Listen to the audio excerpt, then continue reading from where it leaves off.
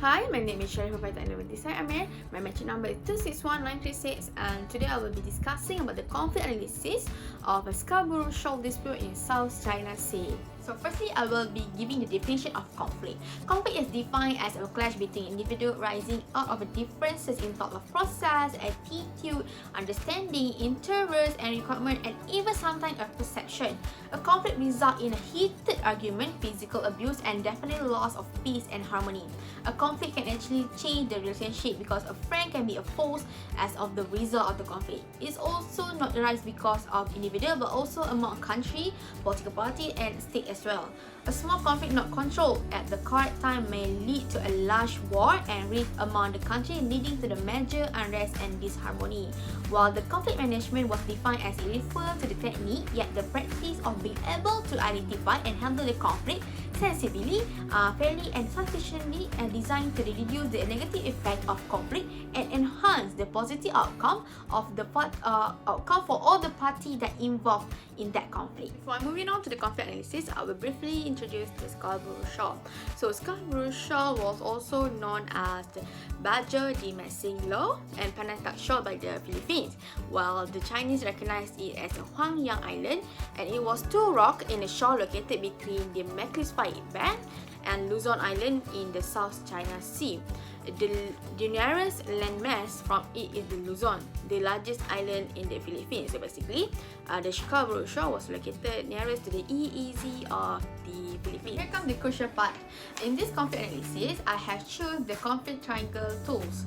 So, I will be giving the definition of it. The ability triangle or conflict triangle tool was developed by Johann Galtung. This has three aspects, which is the attitude, the behavior, and the contradiction. So the contradiction here was defined the attitude involved in terms of incompatibility values or goals between them. These three aspects are interrelated with each other because one of them may be the starting point of a development of a conflict.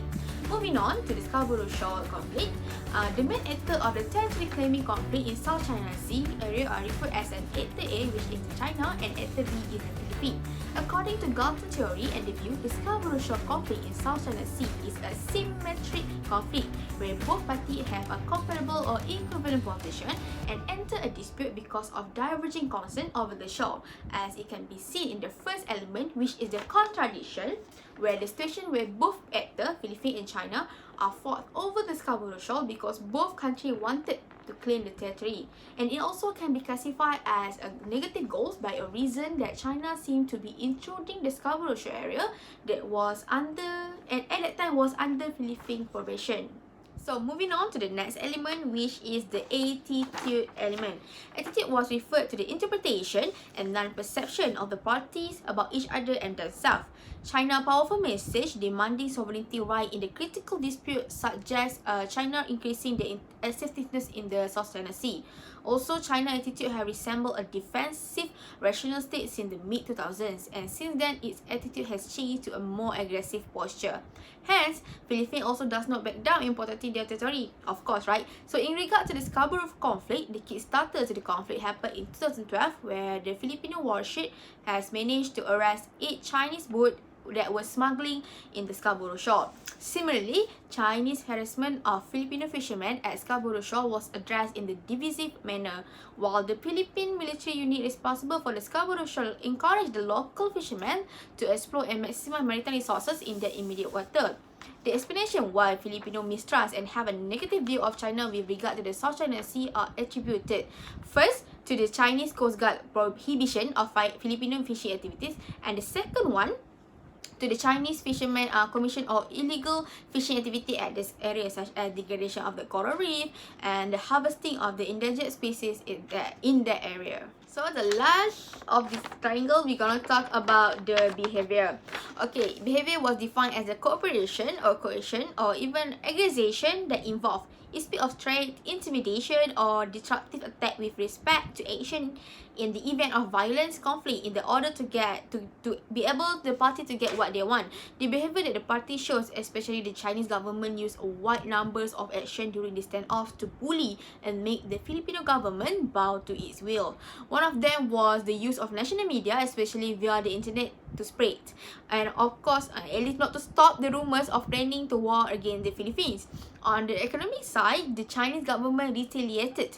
The punitive measure ranged from the tighter control over the banana ship from the Philippines to preventing the Chinese visitor from visiting the Philippines. The sanctions from Chinese government are one of the provoking behavior to make it affect the Philippine economy and also to make sure that Philippines bow to their wills.